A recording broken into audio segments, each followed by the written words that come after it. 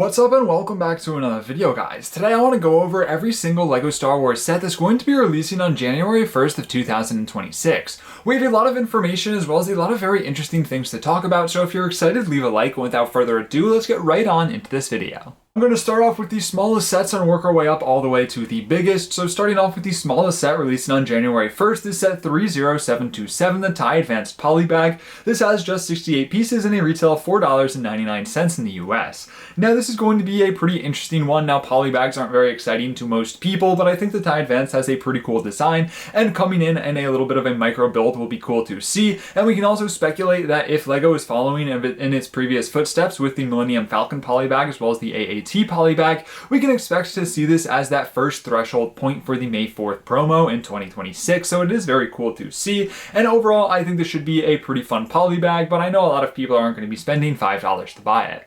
Next up, we have set 75436, the Mandalorian and Grogu Speeder Bike. This is coming in at 58 pieces with 2 minifigures and a retail of $9.99. However, it is rumored that price is going to see an increase to $12.99 in the US. The build here is going to be very, very similar, if not identical, to the other version of the Mandalorian speeder that we have already seen, which I think is a cool thing, and it is going to have the UCS version of the Mandalorian, which is very controversial in the LEGO community. Personally, I understand both sides of wanting minifigures to be exclusive to expensive sets, but also having them have an option to get them for cheaper so you don't have to pay that UCS premium. So I see the community is very split on this, but I think at the end of the day, it is definitely good that LEGO is trying to put their best foot forward when it comes to putting the best version of the minifigure into the set. So I think that will be very cool to see. And then as for the Grogu minifigure being the same that we've seen it in every other aspect in the past. So overall, pretty exciting to see coming in at actually an affordable price point to get that UCS version of the Mandalorian. But other than that, definitely a little bit lackluster.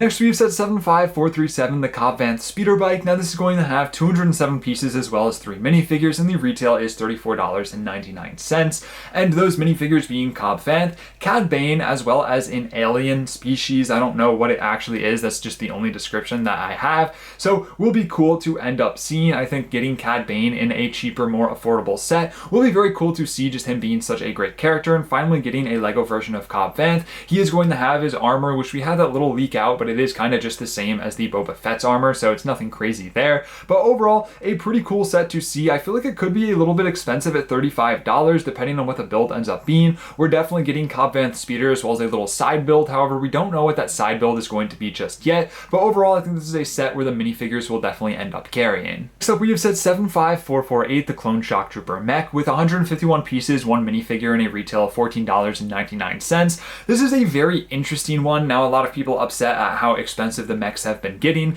but a lot of people aren't really fans of the mechs in the first place, so this is definitely one for an acquired taste, I guess you could say. I doubt that this one will be flying off shelves given how, inexpensive the actual Shock Trooper is in of itself. Would have been cool to have gotten a brand new Clone Trooper in here, even if it was like a rehash of Commander Fox. Maybe if we got that new version of Fox with the proper colored breastplate, could have been pretty cool to see, but unfortunately it is just going to be that Shock Trooper. But overall, an interesting set, and definitely opens up many doors for opportunity in the future for LEGO Star Wars. Next, we've set 75443, the Grogu's Homestead. This has 107 pieces, 3 minifigures, and a retail of $19.99. Now, I have seen a lot of back and forth of whether this is a 4+ or a 7+ set. I've seen a lot of people arguing either way. Personally, I have no clue just yet. From my understanding, this is going to be a 4+ set, but I've seen a lot of people arguing the other way, so we're just going to have to wait and see.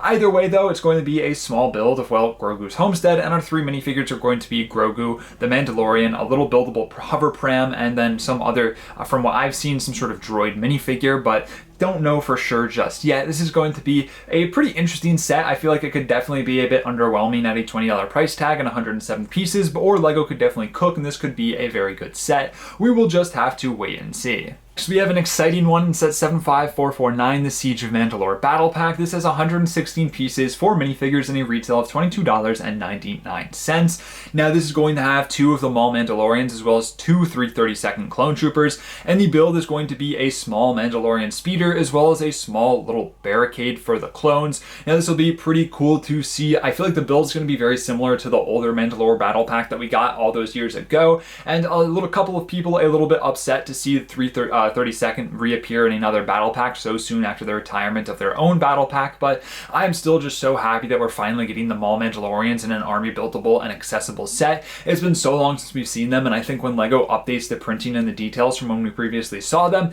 they're going to be some great minifigures. Now, I could take or leave the 332nd Clone Troopers, but it's very cool that you're going to be able to army build both your clones as well as your Mandalorians at the same time, but would have been sick to have gotten the other Death Watch Mandalorians to go against the Maul Mandalorians. Would have been the best way to see this, but nonetheless, I think it's going to be a very fun battle pack, and it is sad to see that that $23 price tag is going to be sticking for these battle packs in 2026. Next, we've set 75440, the 18 Plus Hoth AT-AT in a MIDI scale. This has 525 pieces and a retail of $64.99.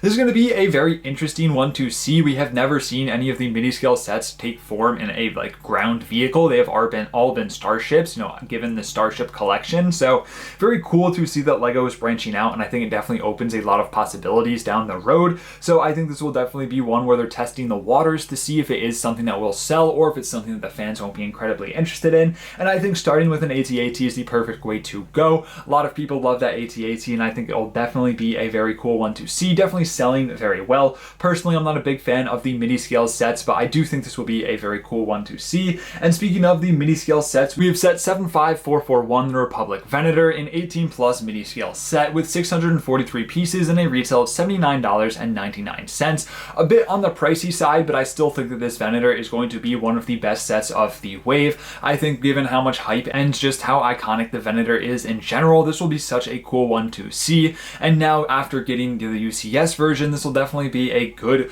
cost-effective way to get a Venator to display without spending $650. And I do think it will be a very cool one, and I think it might be the first of the MIDI scale sets that I ever buy and put on display. Just very excited, especially after seeing the Acclimator. I'm very happy that we're finally getting the Venator, so I think this will be a very cool set, and I can't wait to see it. Next is set 75452, the buildable BB-8 with 569 pieces and one minifigure, the retail being $89.99. This will be in the same style as all of the other buildable droids, and it will end up being in scale with Chopper, R2, and C-3PO, so that will also be pretty cool to see. I think when it comes to BB-8 being as iconic as he is from the sequels, will be cool to see, definitely giving the sequel fans a little bit, as few of them as there are out there, but I do think that it will be a cool one to see coming with a BB-8 minifigure as well as the display plaque. Maybe not a set that is for everyone, but it definitely is a necessary addition to all of the buildable droids. And lastly, we had a couple of changes. Now, originally, the Luke Skywalker's Red 5 X-Wing as well as the Darth Vader's TIE Advance were going to be coming out on January 1st, but it does look like those are going to be coming out in the spring instead, in that March 1st wave. So I'm not actually sure what will be replacing them in this wave, if anything. If I had to guess, it's going to be the $120 playset, as well as a cheaper playset around $50 to $70.